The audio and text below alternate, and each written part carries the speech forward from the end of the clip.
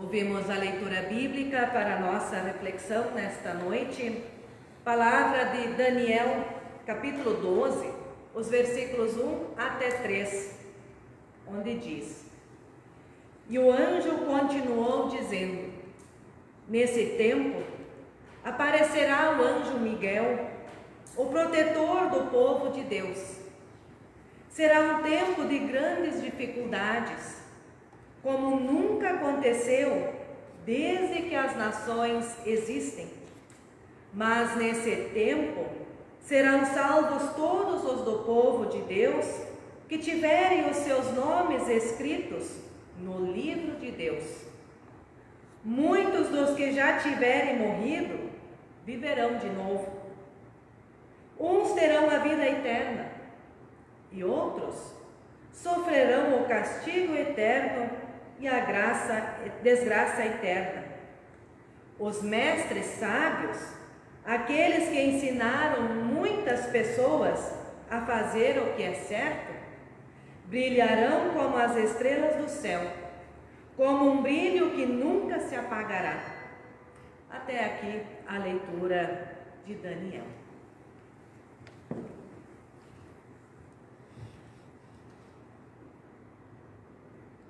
Graça e paz da parte de Deus, nosso Pai, e de nosso Senhor Jesus Cristo, a você que se reúne nesta noite conosco. Amém. Estimado irmão, estimada irmã, nós estamos já no findar do ano litúrgico. Dia 24 de novembro é o último domingo do ano eclesiástico, domingo Cristo Rei. Então estamos no mês de novembro e celebramos as coisas últimas da nossa fé, nos perguntando o que há no final da nossa existência, no fim da vida. O dia de finados está neste contexto. Nele, lembramos com fé e esperança das pessoas que nos antecederam na morte e testemunhamos a ressurreição do nosso Senhor como a primeira, como a daquele que foi preparar um lugar para nós na casa do Pai. Assim nos testemunha o Evangelho de João. Na palavra de hoje, o profeta Daniel fala do fim dos tempos e fala com esperança. Ele diz: naquele tempo, o povo de Deus será salvo. Muitos dos que dormem no pó da terra ressuscitarão. Os que forem sábios brilharão como o fulgor do firmamento. E os que conduzirem muitos à justiça brilharão como as estrelas, sempre e eternamente. Sabe aquela imagem que dizem quando uma criança ou até quando uma pessoa ela morre? Deus queria mais uma estrela no céu? Pois esta palavra fala do fim com esta bela imagem: brilhar como as estrelas, sempre e eternamente. Irmão e irmã, Lutero dizia que um dos grandes problemas das pessoas é o fato de elas viverem encurvadas em si mesmas. Ele expressou isso em latim: incurvatus in se ipsum, encurvado em si mesmo. Lutero aplicava este conceito para falar da pessoa humana tomada pelo seu eu, pelo seu pecado. Penso que continuamos encurvadas em nós mesmos na atualidade. Talvez até mais do que no tempo de Lutero.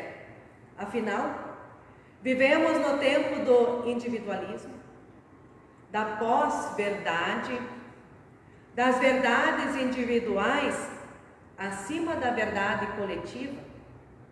Estamos ensimesmados mais do que nunca. A maior tragédia de estar encurvado em si mesmo é enxergar apenas o seu próprio umbigo, enxergar apenas os próprios pés. Se aplicarmos este conceito à nossa realidade, entenderemos por que não vemos a dor da pessoa ao nosso lado.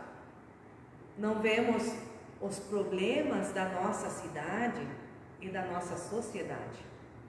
Entenderemos por que o nosso sonho se restringe apenas a uma casa, um carro e um bom emprego para nós e para nossos filhos, as nossas filhas, e por que gastamos fortunas construindo muros ao redor das nossas casas.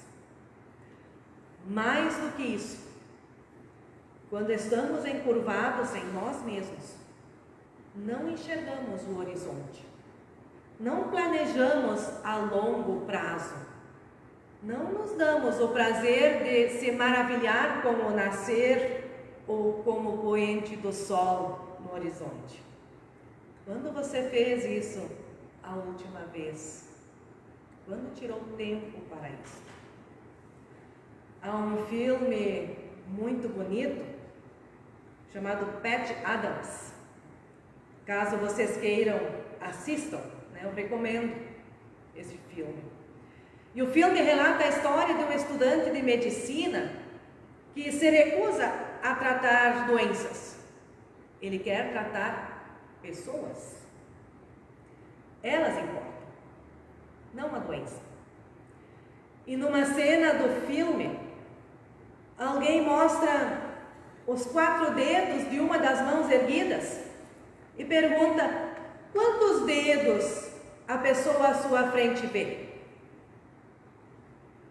Convido até quem está aqui a fazer esse exercício também, né? Ou você em casa. Quantos dedos você vê? A resposta, claro, foi 4.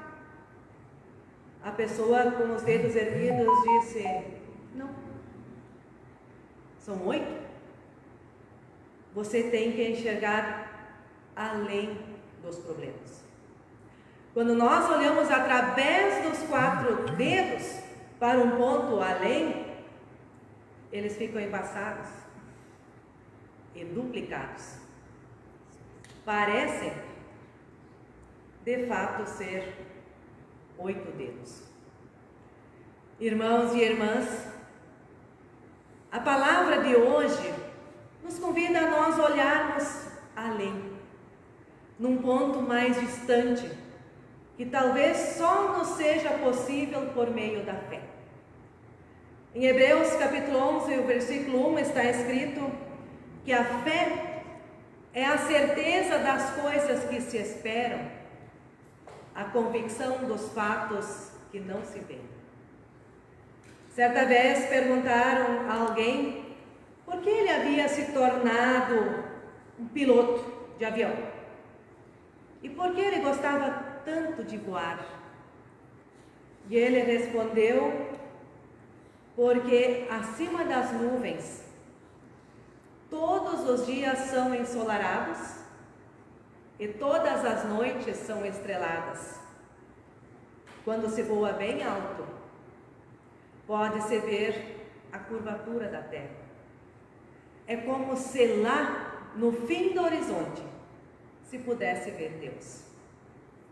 Estimado irmão, estimada irmã, a palavra de hoje nos convida a nós tirarmos por um instante o nosso olhar do nosso dia a dia e lançá-lo ao fim do horizonte, ao fim da vida, ao fim dos tempos.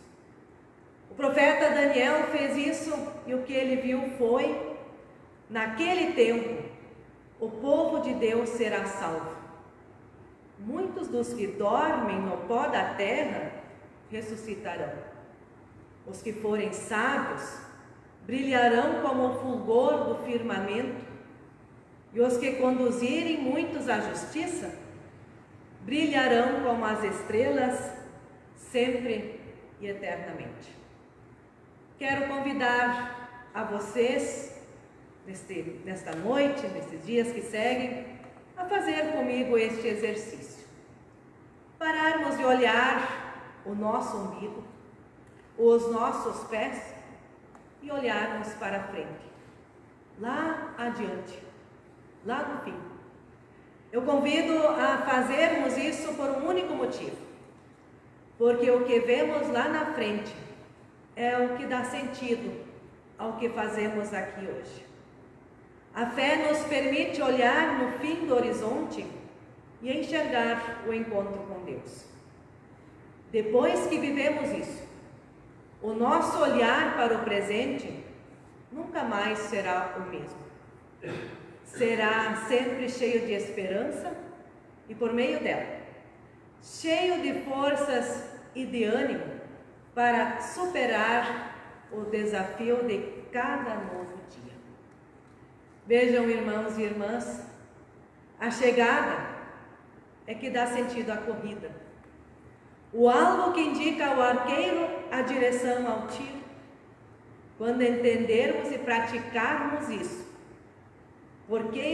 saberemos por que existimos, por que lutamos, por que fazemos o que fazemos. No nosso dia a dia, como pessoas e como comunidade, como igreja, temos muitos desafios. Saúde, finanças, bem-estar, vida plena. Olhar para o horizonte não significa esquecer-se destas questões diárias, alienar-se. Muito pelo contrário, significa entender por que se luta por elas e aceitar que é nisso que encontramos as forças e o ânimo para os desafios de cada dia.